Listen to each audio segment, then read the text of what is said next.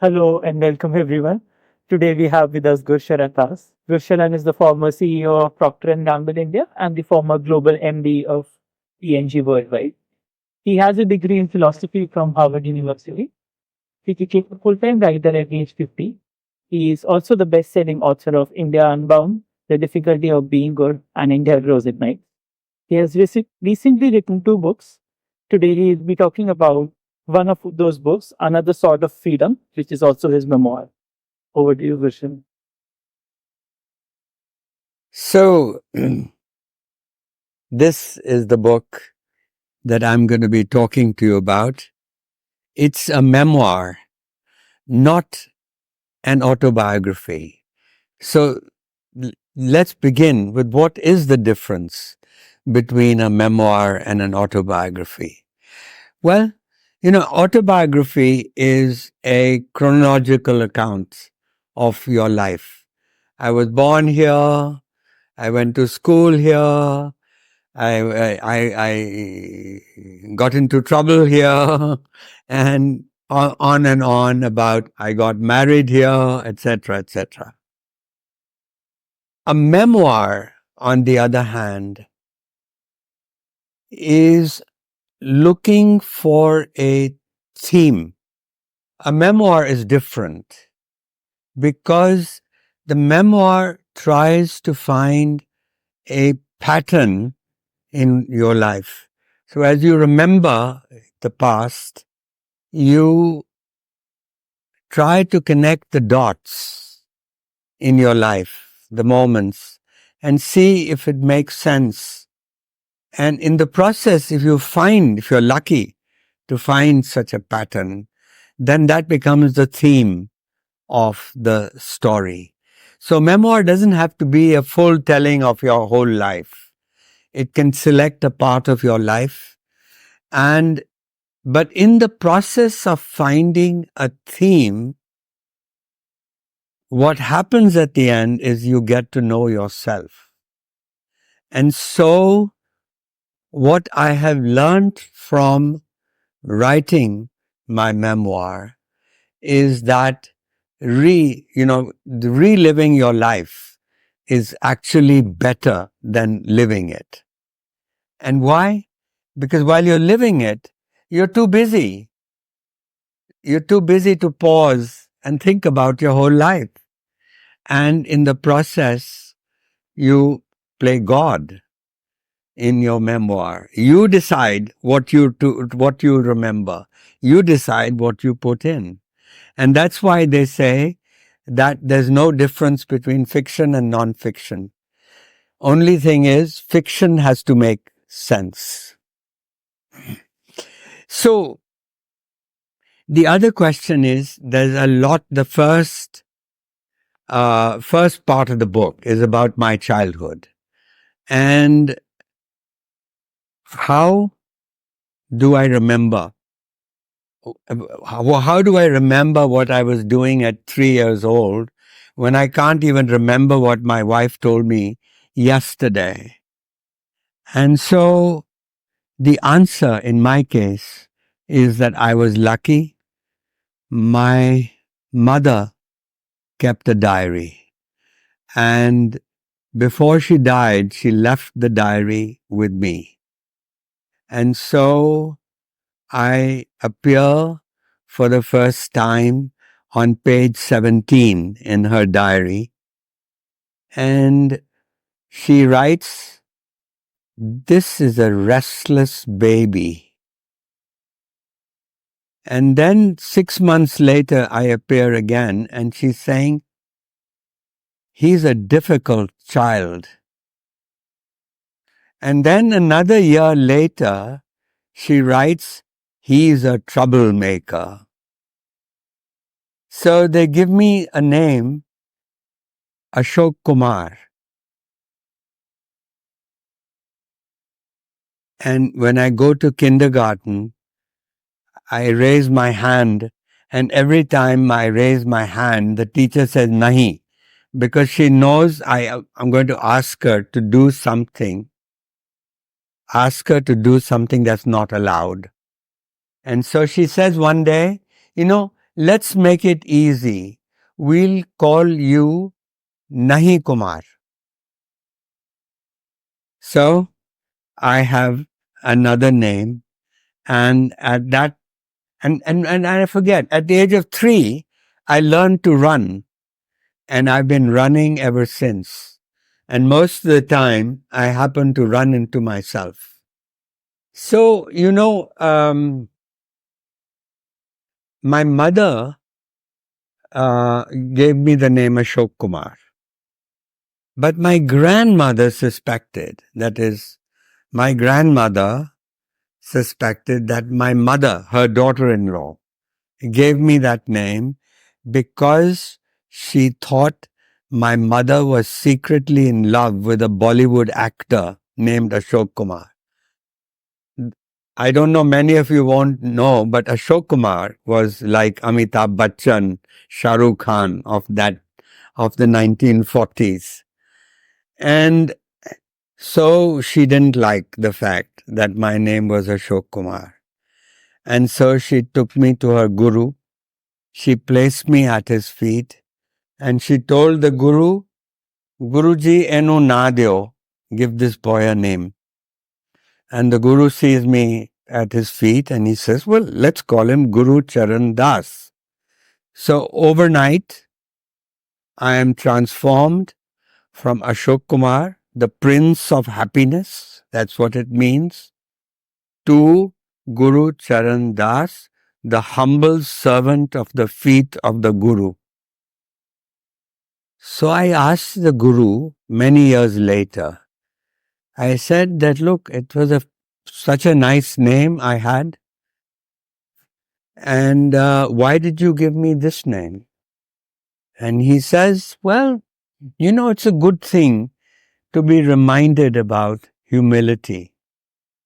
And then he gave me the very best definition of humility that I have heard. And what was it? To take your work seriously, but not yourself seriously. And that has become actually the theme of this book. In fact, that's the freedom. You get that, and book is another sort of freedom, and that freedom comes from not taking yourself too seriously. And so the dedication to the book is to the happy few who don't take themselves too seriously. And from this really emerges a way of living in the world.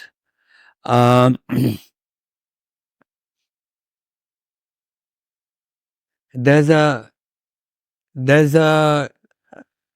Sanskrit word called laghima, from the Sanskrit root laghu, and laghava is another variant. And that Patanjali uses it in the Yoga Sutras to describe a perfection of human beings. Perhaps if you do yoga, you can live with laghima.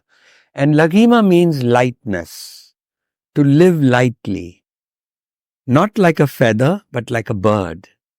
A bird has agency.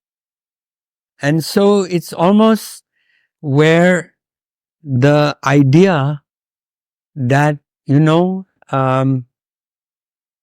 gods, our gods we have a notion of Leela, and we celebrate Krishna Leela. Every year we celebrate Ram Leela. And the gods, when they were creating the universe, like Shiva dancing the Tandava dance, they were, Leela means play, God's play, divine play. They're playing. And so I say, if the gods can create the universe playing, why can't we create our own universe in our play? And so it finally, there's a third Sanskrit word. This freedom in Sanskrit is moksha. Moksha, of course, now has a very spiritual meaning, but originally in Sanskrit, it just meant to be free. And in the Sanskrit text, it describes how a prisoner who comes out of jail, you say he's achieved moksha. Or if you pay your debts, we say mukti ho gayi. The same idea. And so it is that freedom, and that freedom comes really in my world, which is a non-transcendental world. I have no clue if there's any other world besides the natural world we live in. So nothing supernatural about it. But this freedom is an expression, this moksha is an expression of this sort of freedom. Anyway, all this heavy stuff, I'll go back to when I'm 4 years old, and it's January, it's March 1947. 1947, that's the year we got our independence. And I'm coming home from kindergarten. This is in Lahore. And I'm carrying a report card. And my mother is at the door. She sees me happy, pleased. And so she asks, "Did you stand first?" And my father is nearby, and he tells her, "That's the wrong question. Ask him, what does he like about school? Does he like to draw? Does he like to sing? Does he like to listen to stories?"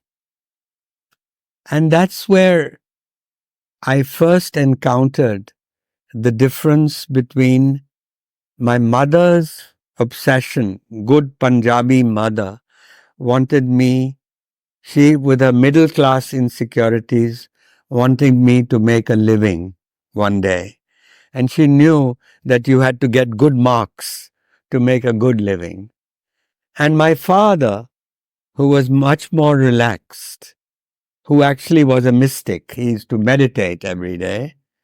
And my father said to me and told my mother, when he reminded her always when she was telling me to study hard, and he used to remind her that he has to make a life, not just a living.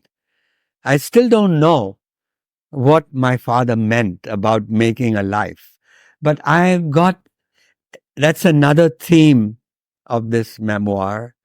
It's following the advice of my father versus the advice of my mother.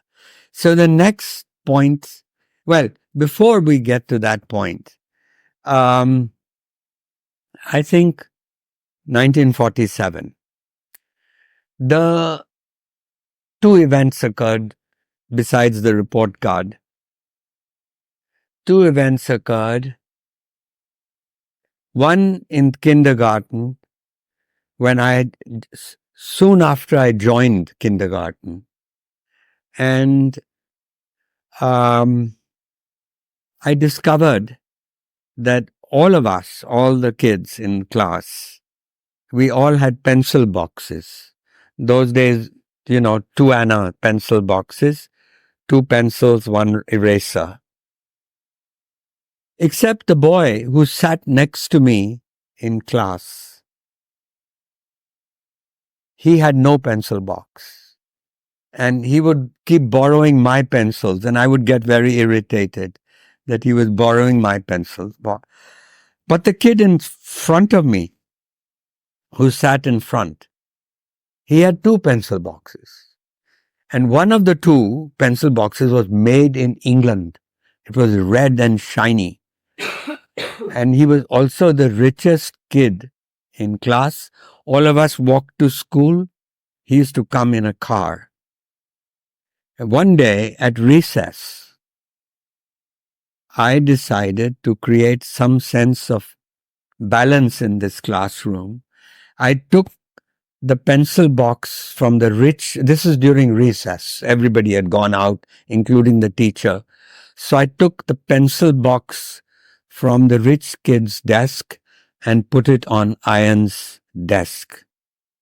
And after the class returned back, the rich kid screamed, "Who took my pencil box? Someone stole my pencil box." And the teacher got very worried because after all, he was the richest kid in class. And so everybody had to stand up. And we went around and everybody said, "No, I don't know who took the pencil box." When it came Ian's turn, by the way, Ian was the name of the boy, and he was a Muslim boy, and he was poor.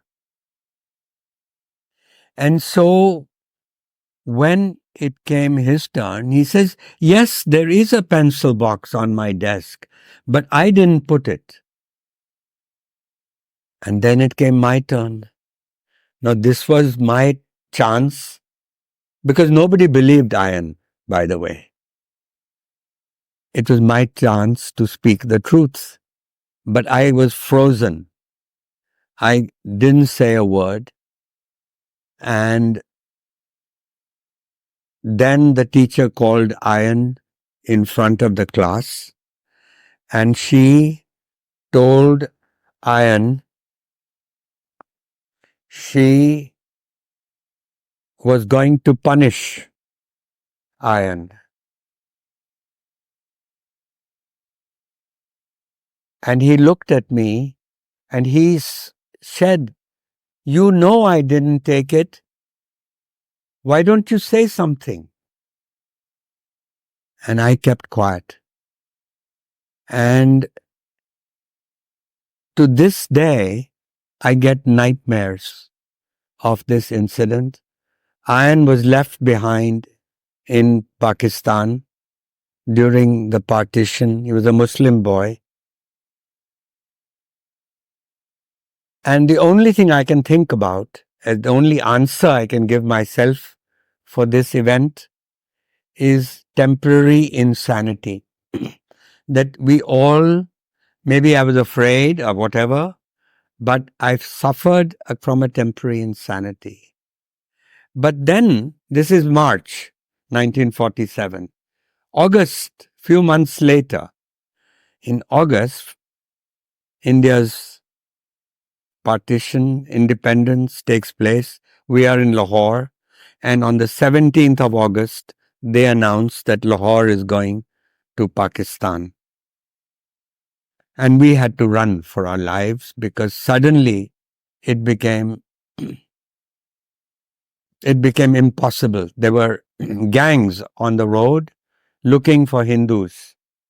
And the barbers of Lahore were busy cutting the hair of the Sikhs because they didn't want to be. So barbers made a lot of money that day. But we managed to escape with the clothes on and hardly anything. We left our home, everything as it is, but we came safely to India. But what I want to say is that what happened in 1947 August, I myself witnessed. My aunt got killed, but I didn't see her getting killed. But I witnessed a killing on the railway platform where we were waiting for a train. We had crossed the border, so we were safe now. But we were waiting for a train, and the trains were running at no particular schedule, and we kept waiting. But so the window was open, of the compartment. We meaning my parents, I, and my siblings. And what I see is a handsome, tall policeman. And he's guarding the platform, making sure that there's peace. And there's complete chaos on the platform. People don't know when the trains are coming, etc. But suddenly, out of nowhere, come two Sikh boys, teenagers, with kirpans, and they murder this man.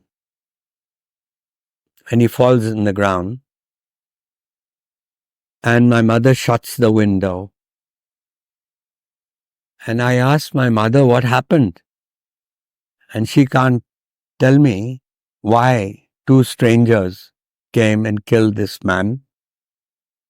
But the only answer that I can give is the same answer of temporary insanity, which I gave for my own personal experience in kindergarten with the pencil box.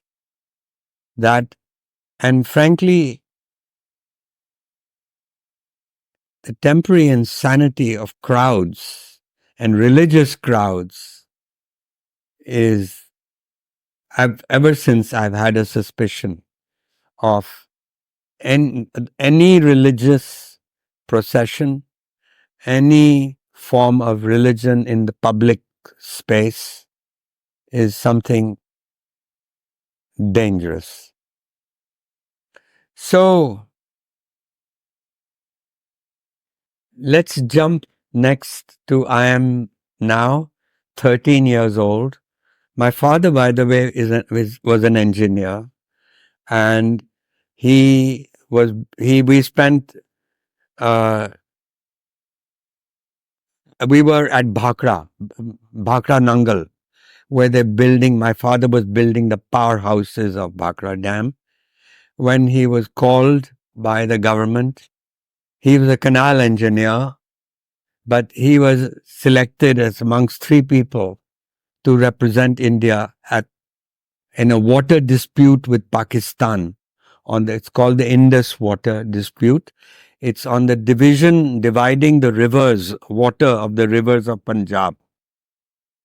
And he's called to Washington, D.C., and that's how we all go to Washington, D.C. And the reason for Washington is because the World Bank is the mediator of the dispute, because the World Bank is giving money to both countries to develop the river basins for irrigation in the countries. Pakistan sends 125 lawyers. India sends 3 engineers. And on the first day, my father says that the president of the World Bank tells the Pakistani lawyers, please, all of you, we like you, but go back, because we really wanted 3 engineers.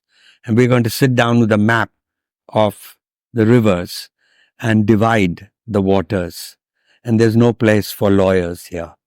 So Pakistan, in a week later, sends 3 engineers. So my father has got his job working on the maps. Meantime, I'm put in a school, in a public high school in Washington, D.C. Now, this is the Eisenhower age. We have arrived at 5/5/55. May 5th, 1955 is when we arrived in Washington. Eisenhower was the president. This is before the civil rights movement. And my school is 20% black and 80% white. And my mother realizes very quickly that I'm way ahead of my class. I was in modern school in Delhi for a while before we went to Washington. And so she goes to the deputy principal and she asks him She says, give him a test. You'll find he's way ahead of his class. So put him in the right grade. And then she says, if you can't put him in a different grade, at least put him in a different section, because you put him in a vocational section where kids are not going to go to college there, but there's a college prep section. Put him in that section. A legitimate request, you'd think. And the principal looks at my skin and he says, son, welcome to America. In our country, colored boys not supposed to get too big for their boots. And my mother's horrified. And he says that if you stay out of trouble, boy, work hard, you'll get a diploma. And there are lots of factories coming up in Virginia and Maryland.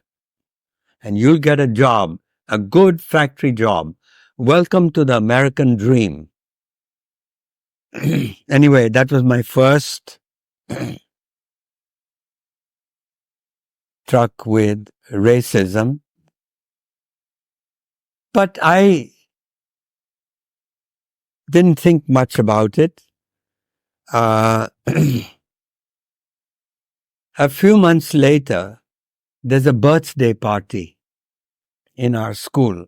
The girl in my class, she has liberal parents, so she invites black kids and white kids to her birthday party. And after the eats, I mean, they're a liberal family. After the eats, which we gorge ourselves in all this great food, and I love being there. And the first birthday party I've been to in America. And we sit around the floor to play a game which was very popular at the time called Spin the Bottle. Now, in Spin the Bottle, what we did was we spun a bottle, and wherever the person who spins the bottle, wherever the mouth of the bottle lands up, points to the nearest person of the opposite sex, you can kiss them. Now, the rule is, in this game that day, that black boys only kiss black girls and white boys only kiss white girls. But now when it came my turn, everybody got confused. What is he going to do? And so I solved the problem instantly. When it came to a black girl, I kissed a black girl. When it came to a white girl, I kissed a white girl. As a result, I kept getting bonus turns. And I kept kissing girls all evening long. And that was my experience as a teenager in America. But a few years later, I graduated from that school and I stood at the top of my class and I got scholarships to Harvard, Princeton, and Yale. And that was my revenge against this deputy principal who gave me this American dream.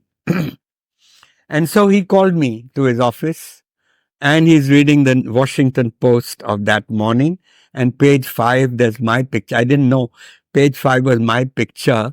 And he didn't read very well because he was mouthing his words and speaking loudly as though he didn't know how to read very well. And so when I arrived, he puts his paper down and his son, he says, you make us proud.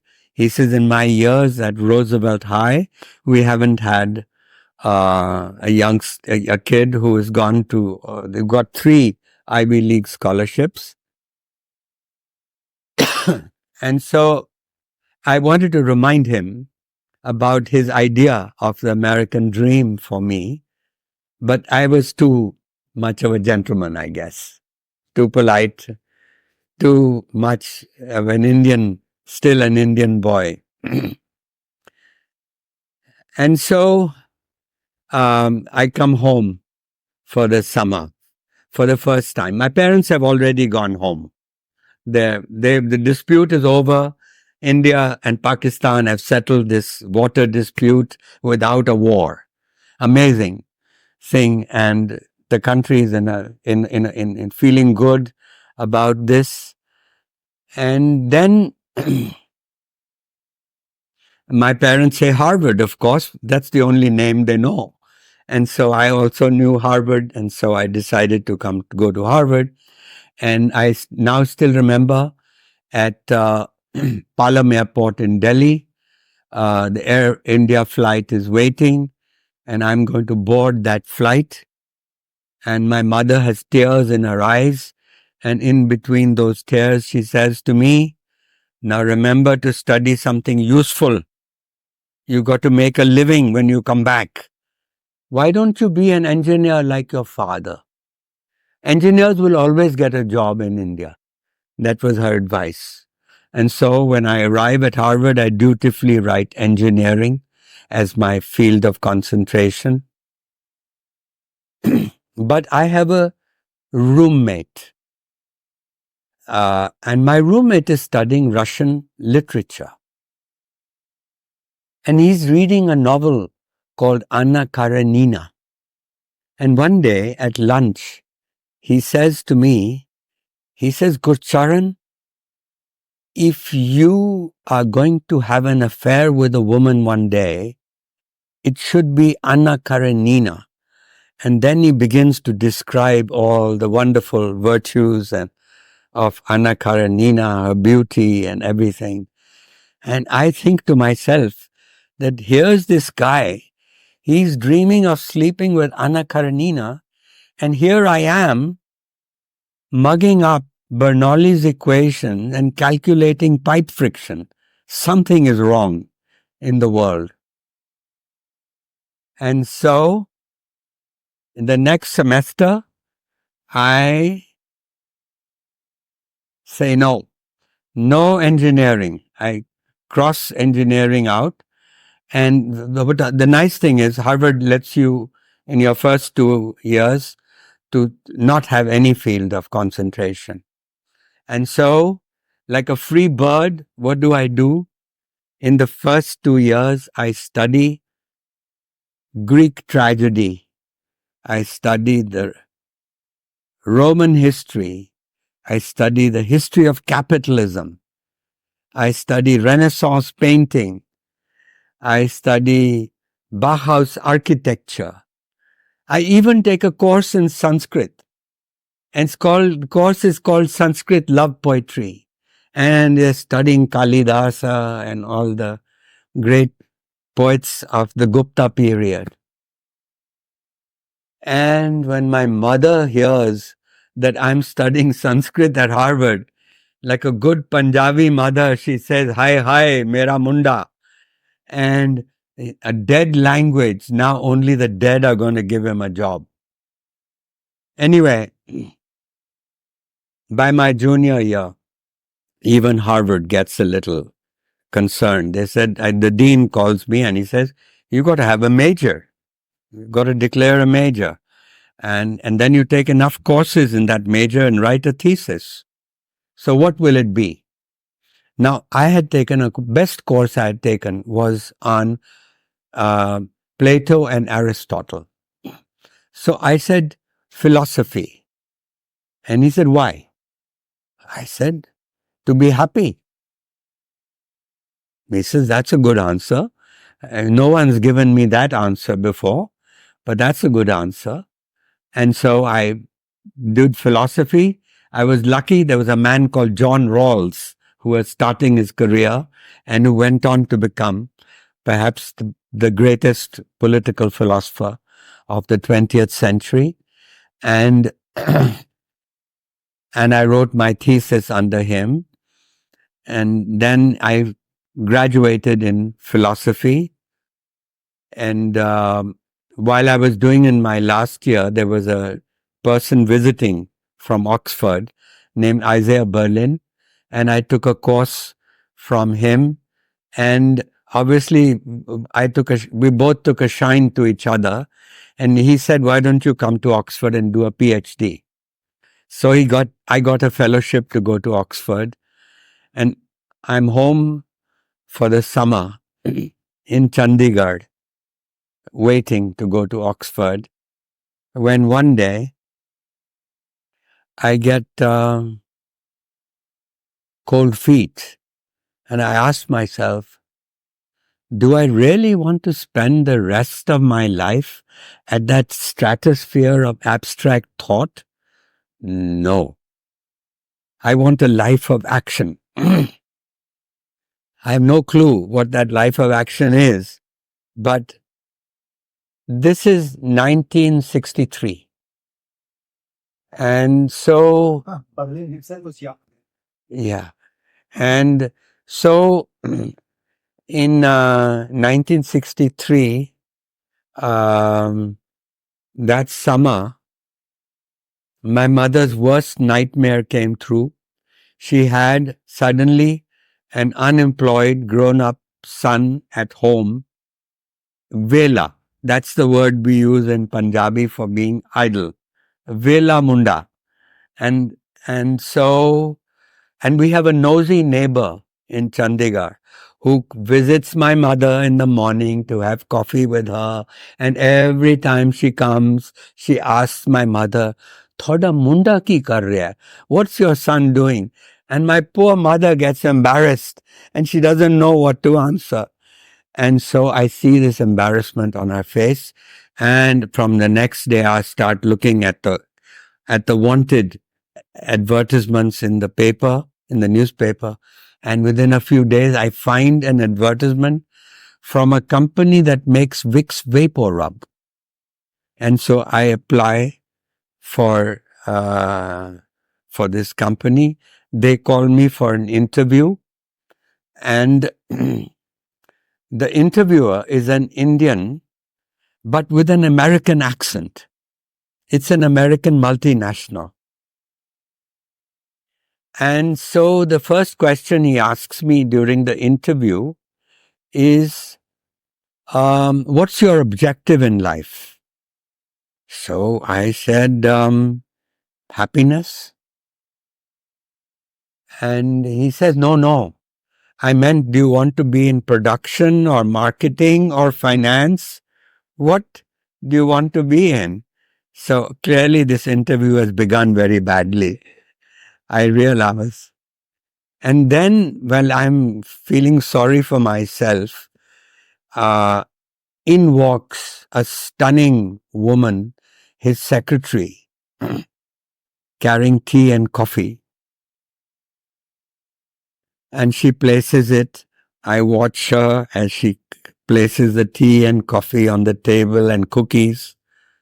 And the interviewer watches me watching her.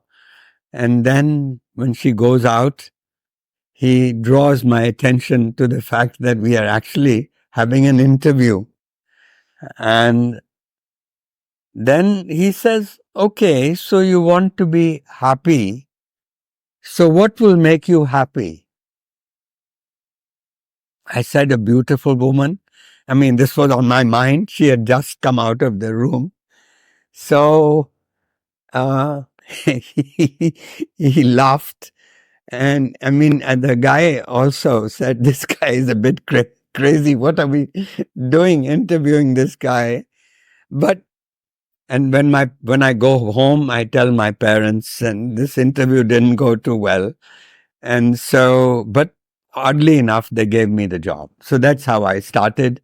I suddenly was transported from the ivy-covered halls at Harvard to the dusty bazaars of India, where I was carrying a salesman's bag, going from shop to shop, chemist shop to chemist shop, telling the dealer, "Aaj ek dozen egg free, kitna mangta hai?" And so that's how I started my business life. And but after a few years, actually I liked the rough and tumble of the business life, but I missed the intellectual life. And so when my father was visiting, he sensed that I was a bit discontented. And he said, again, reminded me that you have to make a life.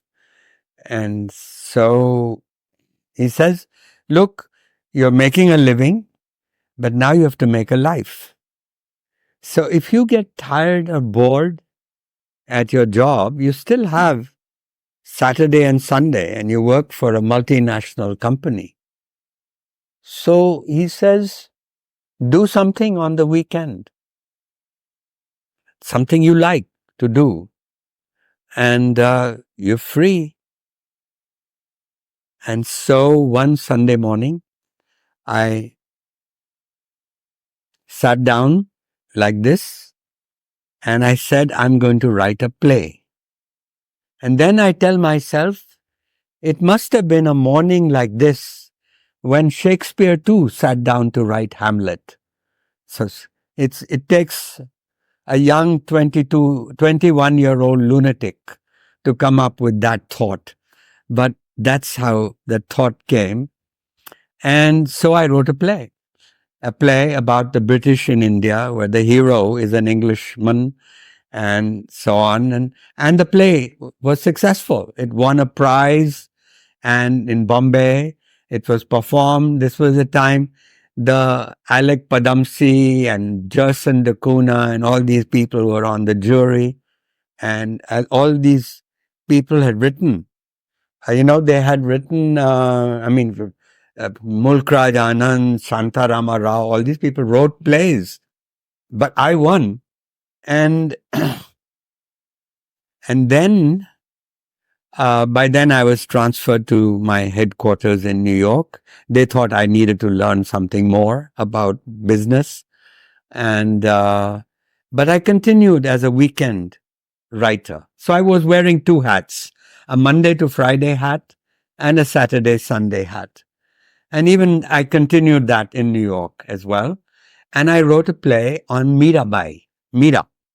She's the Rajput princess, poet, saint, and it was all about what makes a human being into a saint. And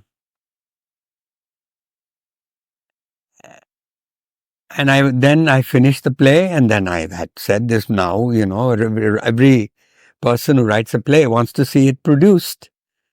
And so I go around theaters in the evenings and meet agents in the evenings. Everybody says, no, we are not interested in this.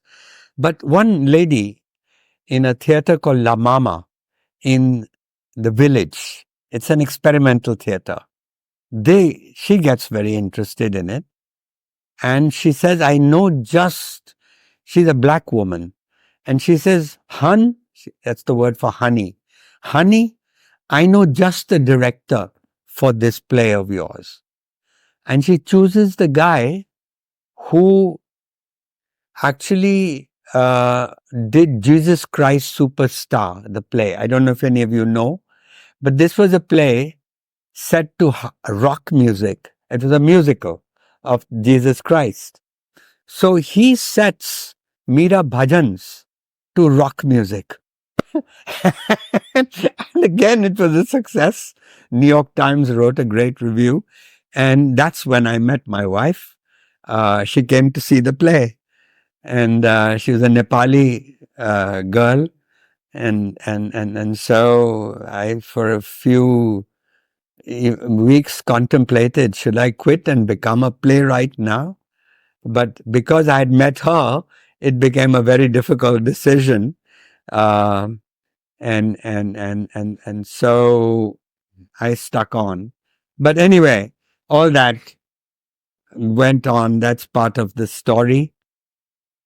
So let's jump into my 40s. I've become CEO of the company that makes Vicks. Oh, but before that, let me just say, yes, 1 year there was a flu in India. And by now I have risen up in the company. And this is the days of the license Raj.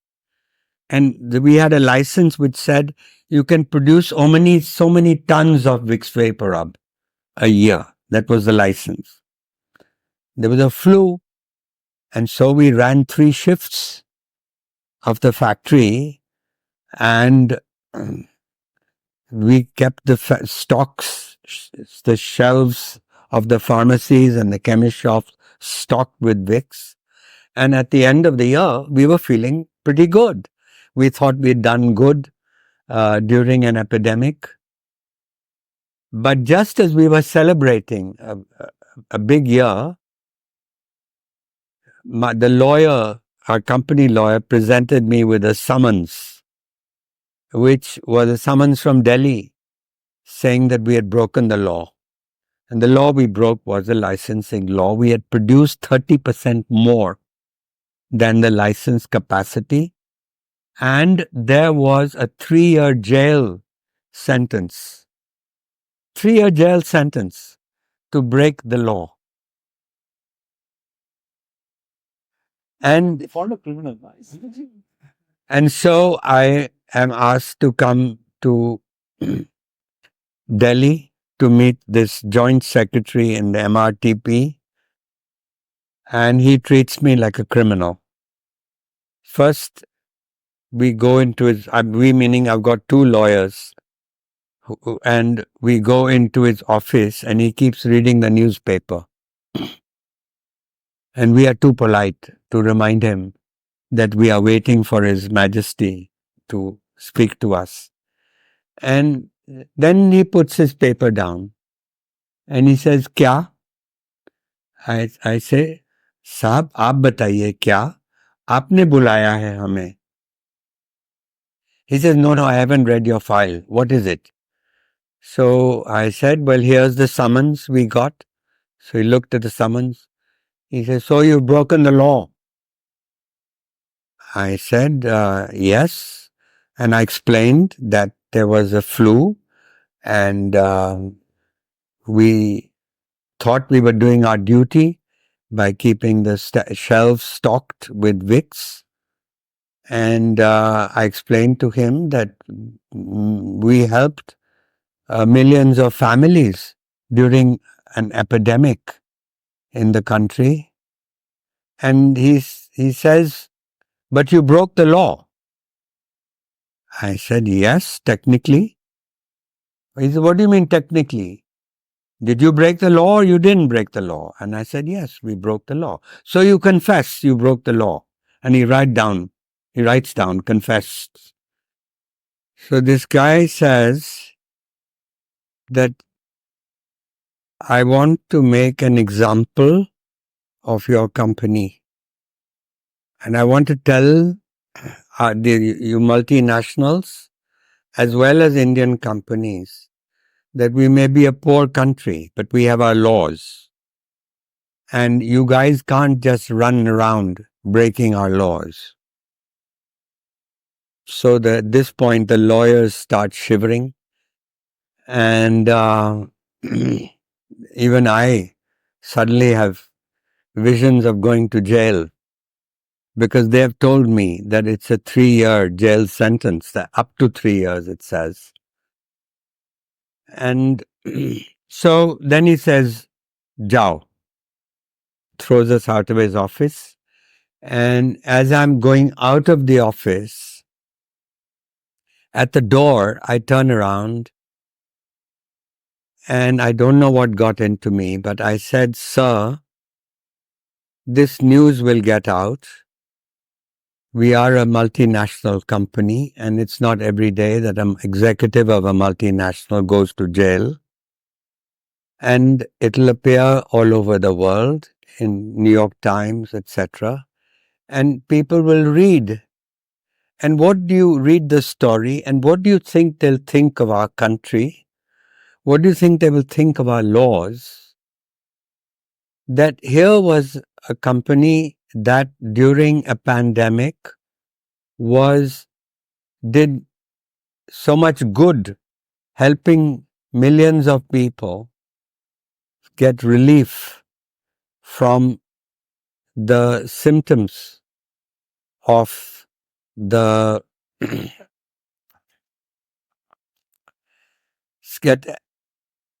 And he says, "Are you threatening me?" I said, "No, I'm not threatening you. I'm just saying I'm not even going to leak the news. It'll get out." And then he says, asks us to get out. So, and the lawyers get, at this point, as we go out, lawyers get very upset. They said, "You should have fallen on your knees and begged for mercy. And look at you, threatening this guy." I said, "I wasn't threatening him." Anyway, finally somebody must have seen sense, because the government quietly dropped the inquiry.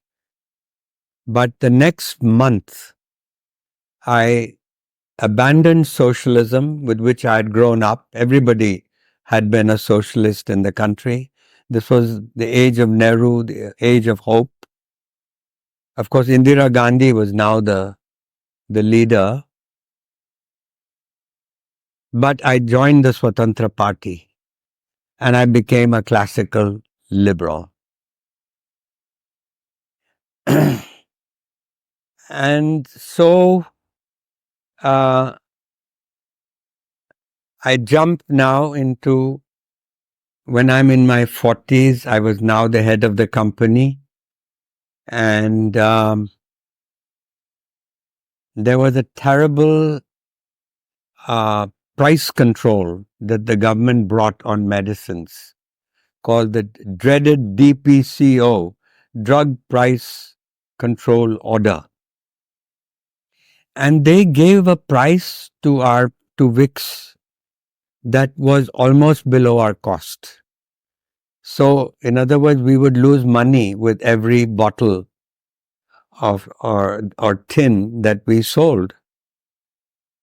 And there was no way you could, there was no mechanism for, this was command economy. So you couldn't go and represent to the authorities. And so we were all getting very depressed because the business was going to collapse. We thought we'd lose our jobs. And our marketing manager was a Gujarati fellow. And he says, "What if Vicks had been ayurvedic?" And the reason he said it was because ayurvedics were out of price control. And everybody laughed. They said, suddenly, "Can you see the headline in the paper? 100-year-old American medicine becomes a 2,000-year-old medicine, Indian medicine one day." That would be the headline. So we had a laugh. But the head of R&D was a Tamilian. And he said, "Let me check it out.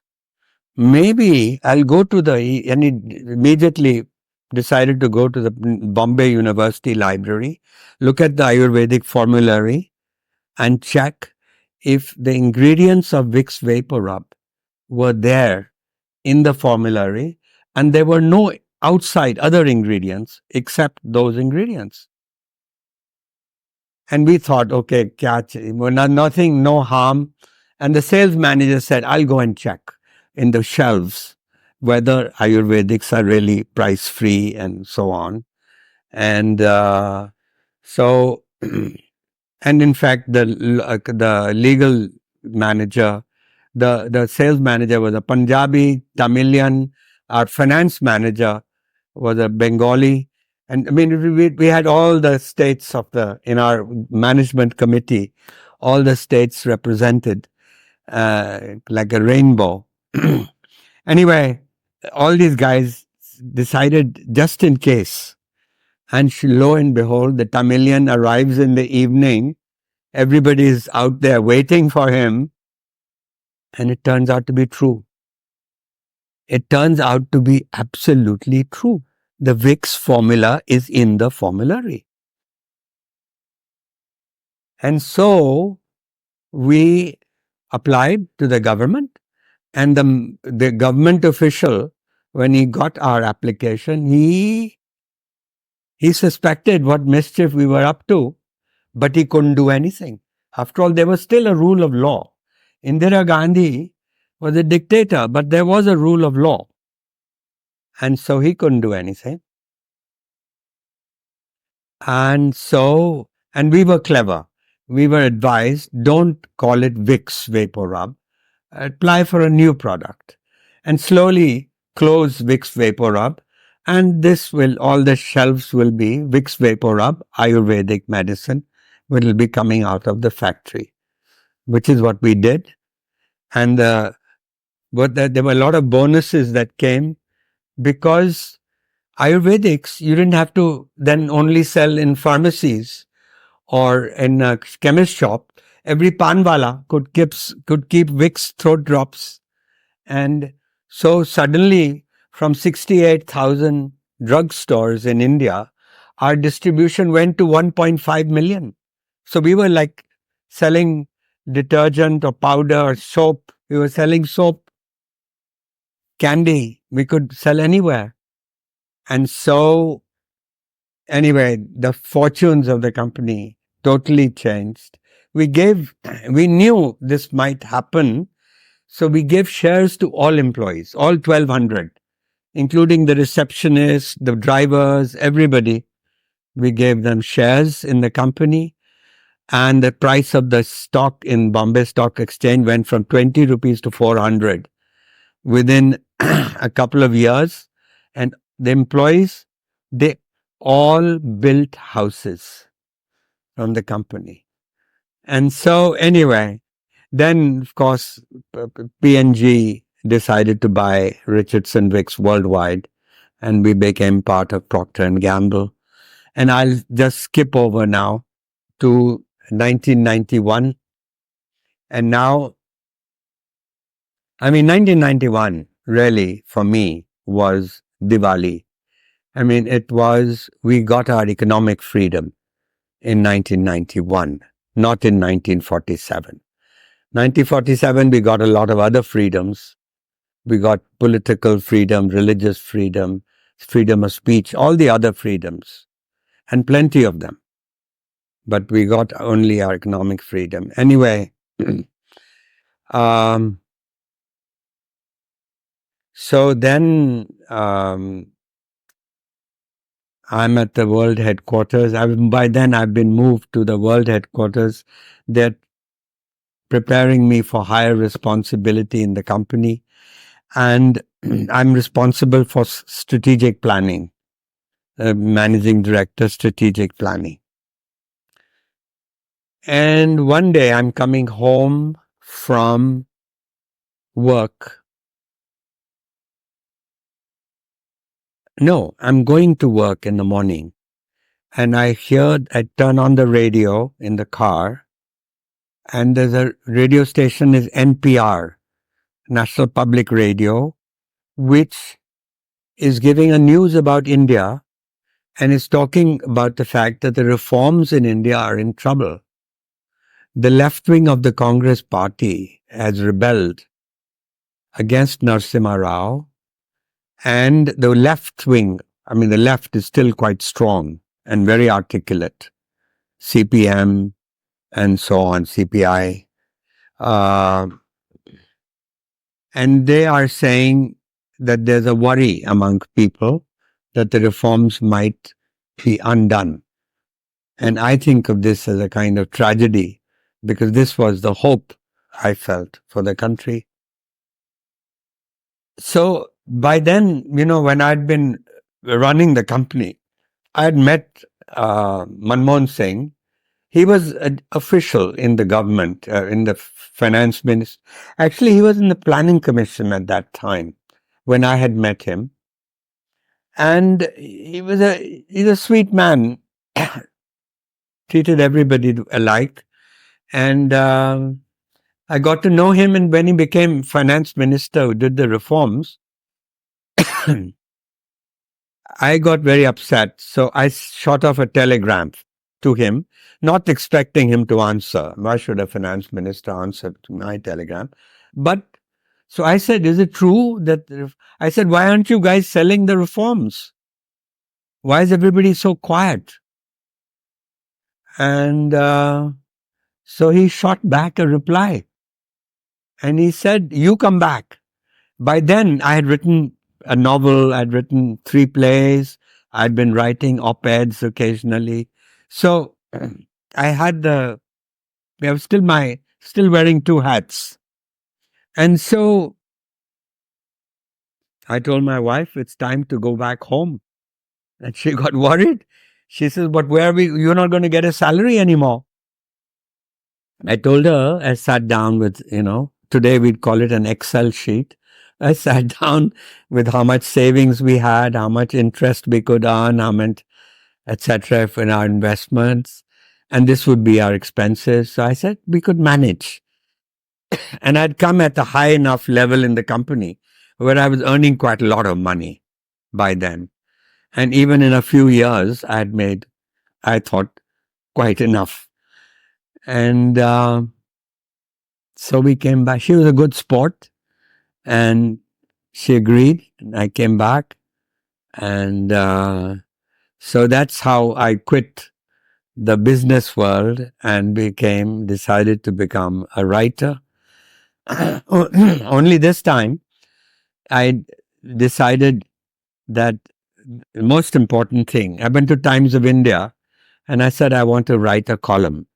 They said, why don't you start writing regular op-eds on a regular basis and we'll see how they do.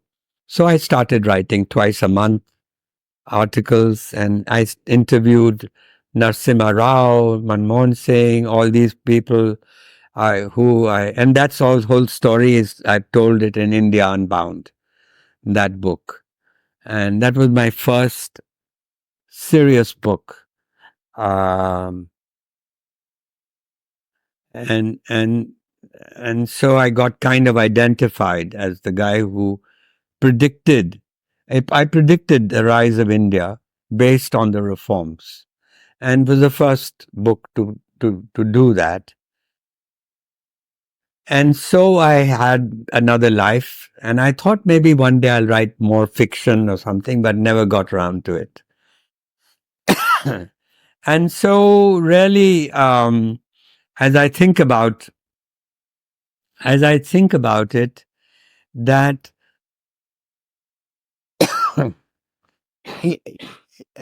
think of the life now. I've been for 30 years a writer. I have 10 books in print on the store shelves. You won't find all 10 in one store, but on Amazon or Flipkart, you'll find all 10 of them. And I don't really want to talk too much about the books. You should read them. But what have I learned? What have I learned now? 30 years as a writer, 30 years as a businessman. And in a sense, I was following my father's advice when I quit the business world, because it wasn't just that trigger of that NPR broadcast that got me worked up to come back. For years, I'd been feeling bored with business. I kept asking myself in my 40s, is this what life is all about? Surely there's a bigger world outside than selling Pampers and Vicks and Pantene shampoo and all good products, Gillette blades and Head and Shoulders and what not. All good products, but there must be more. And so in a sense, my father, when I came back, he said, oh, so you've decided to make a life. And he was happy. My mother was worried. And where will your salary come from now? So the same theme. But what have I learned in all this? I've learned many things. And one of the things I have learned is that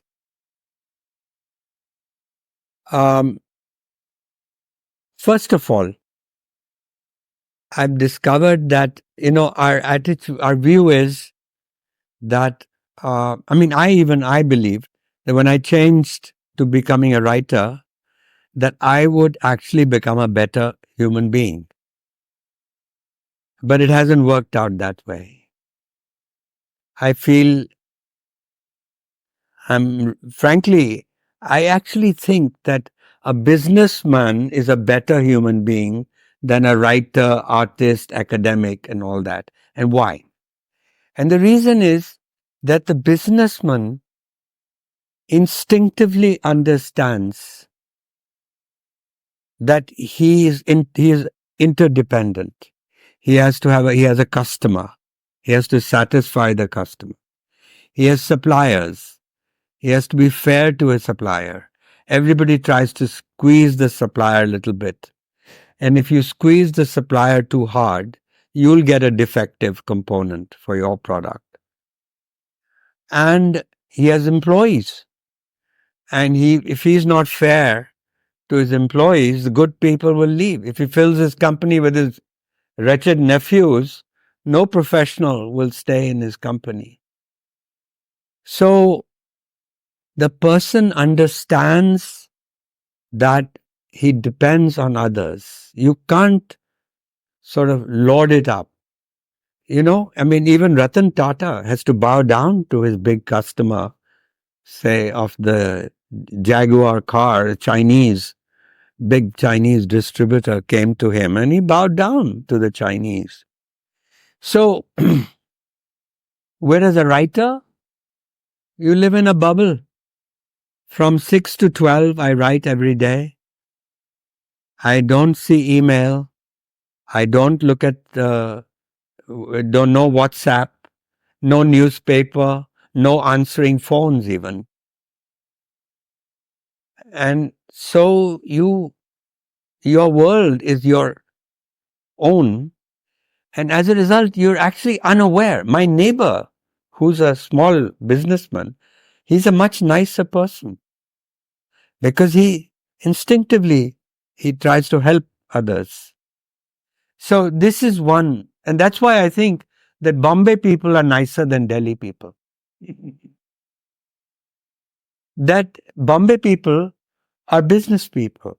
It's a deal, it's a transaction. And they understand this. And besides, the origins of Bombay are commercial. Origins of Delhi are feudal. There was an emperor. After the emperor, now we have one CEO, the prime minister, and this one keeps reminding us there's only one. And frankly, and the power is all vertical. In Bombay, if you don't like your company and they don't make you CEO, there are 100,000 other companies. You can go and you can become a CEO in some other company. So there's a much more democratic spirit in Bombay. In fact, the best thing that's happened to Delhi is Gurgaon. Gurgaon is a business place. And what's nice is the young people of these very arrogant Delhi 3 people that I meet socially, their children want to live in Gurgaon because that's where the future is. And so they can't have contempt for money anymore. And those young people understand all this. Anyway, so that's one lesson. Another lesson is about making a life. Now, what is making a life? Now, in my case, it turned out that I wore 2 hats and I managed. I was fool enough to quit. To change from engineering to that philosophy in the end. Totally unpractical in those days. My mother thought, well, at least he's done philosophy. He'll get some job in an engineering college in Hoshiarpur, and they need a philosophy professor. But and then switching over. In my case, I did it in my way, weekend, wearing two hats. But I can tell you, you can make a life at the job. It's not to suggest that you cannot. And I tell a story in this book. I tell a story about a chap called Kamble, who worked in our company, Procter and Gamble. And this guy came as a security guard for the evening shift. His name was Kamble. He came from Akola district, Bombay, first visit. Like a child, he's fascinated by all the lights of Bombay. And so he discovers first day a tea making machine in the office. And he, like a child, he's found something, he's practicing his tea making skills, and he's serving tea on his rounds to everybody. And then he discovers the telex machine. Those days, we send telexes to each other, but he doesn't know English. So in the daytime, then he starts learning English. So he can send telexes. And sure enough, he learns enough in a few months. So he's sending trial telexes out to people. And this guy is really one of those people who has an attitude.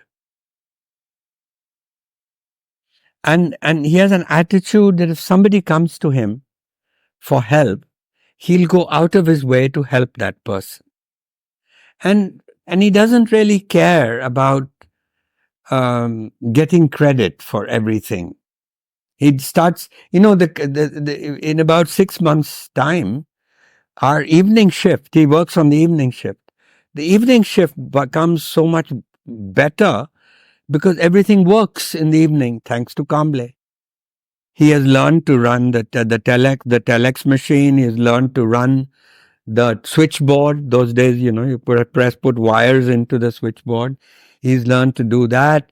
He's helpful. If you need anything, you say, ask Kamble. That's the mantra.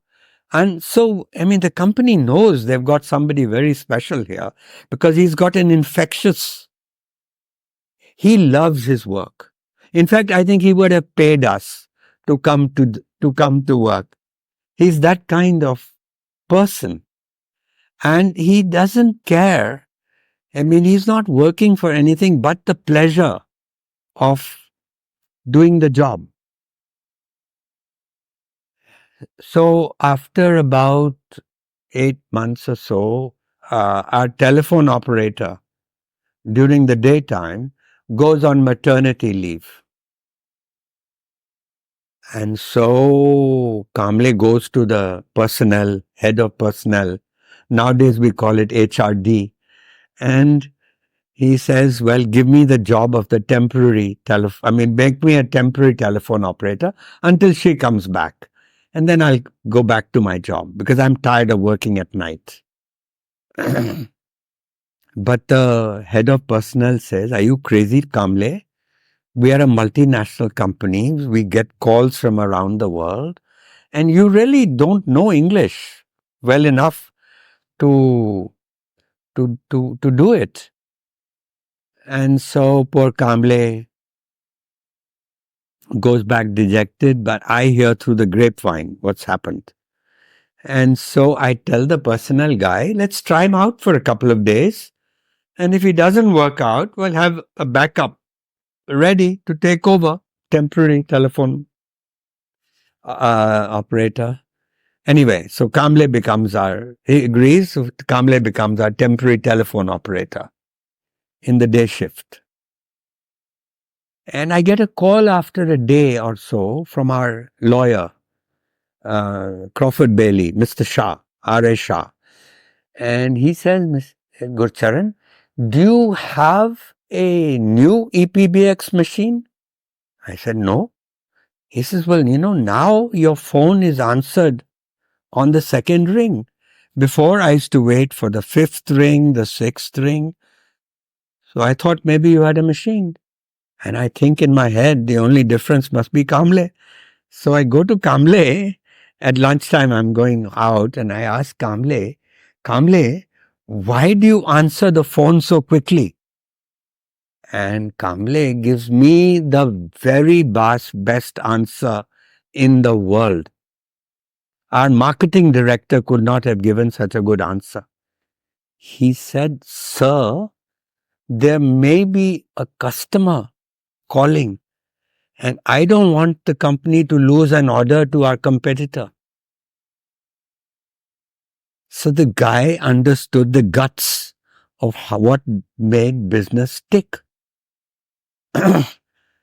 And so time goes by, and frankly, he has an infectious influence on the day shift also.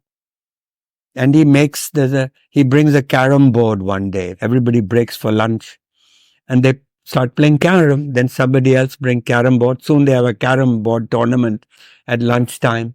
And this is the kind of thing he triggers off in the office. And the company realizes by then that they've got somebody very special. And he starts getting promoted in the company. But in every job, he's a success. And he gets promoted again. Anyway, he climbs the company ladder. But the secret is what? He is making a life at his job. Every single moment, the guy loves doing what he's doing. So that is one secret, to love what is happiness? Happiness is to love the work you do and love the person you live with. Now, if you can have both, you've got nirvana. Otherwise, well, many people have 0 and some people have 1 out of 2. So this is one other lesson. And then I think one other last thought I have, and that is that a second to last thought, that sometimes I feel that I live a very busy life. Sometimes my wife says, "You're busier now than when you were running a company." But the fact is that I sometimes think that while I'm busy, did life pass me by? This is the same thought that the Roman Seneca, who was a poet, playwright, advisor to the emperor. The emperor was incompetent, so actually Seneca was running the Roman Empire. And then he has an affair with the emperor's wife. And then he has to flee when it's discovered. Now here's a guy who lived a life. And he said the same thing. While I was busy, life passed me by. I said, so what is life if it isn't you've lived a life, Seneca? And that's what my wife also tells me. She says, you've lived a life. You've had 2 careers and you made a success of them. And so what are you complaining about? So anyway, it's a thought that I want to leave you with. It's a philosophical thought. And finally, just to come back to the title of the book, that another sort of freedom ultimately comes from shrinking your ego. That's what Kamble. He never took credit, didn't want to take credit. Most people in the corporate world, they're thinking of their next promotion. They're giving elevator speeches. And so it is really the human tendency is all about wanting to be somebody. And so this book is a little bit about that struggle to free myself from wanting to be somebody. None of us want to be a nobody. That's what partly drives us. And the liberation that comes from not wanting to be somebody. It's at some point you realize you got it all. Why do you still want to be a somebody? I mean, why do this video or podcast? There must be something else to do. And so I feel that freedom really that I'm talking about does come from this liberation from taking yourself too seriously in life. And that's my idea of a secular moksha. And I come back to the idea that if you achieve that, then you learn to live with laghima, live lightly. And so the great secret is the art of self-forgetting. How can we learn to forget ourselves? Now, I haven't got there, but it's an aspiration. And so this book really closes a quartet of books on they were not written with that intention, but it turns out that India Unbound was about artha, material well-being, how a poor country will become rich. Difficulty of being good was about dharma, on the subtle art of dharma. And I wrote a book on karma called The Riddle of Desire. That's on desire, which is the third goal of the Purusharthas. And the fourth goal is moksha. Now, moksha, particularly after Shankara, has got this very, that you achieve moksha, meaning you freed yourself from birth and rebirth and all that. I don't know if there's any rebirth at all, but it is a freedom of sorts. So that's supposed to be that's another way to think about happiness, to actually, if you achieve or experience the four goals of life, you experience desire, but you celebrate that experience instead of denying it, like the rishis and even the Buddha was not very happy on desire. That doesn't get high marks in our ascetic tradition. Anyway, so there's the fourth, another way to achieve happiness. Think of these four as human potentialities. So once you practice those potentialities, achieve those potentialities, you've lived a happy life. So in that long note, thank you. Thank you for giving me this opportunity.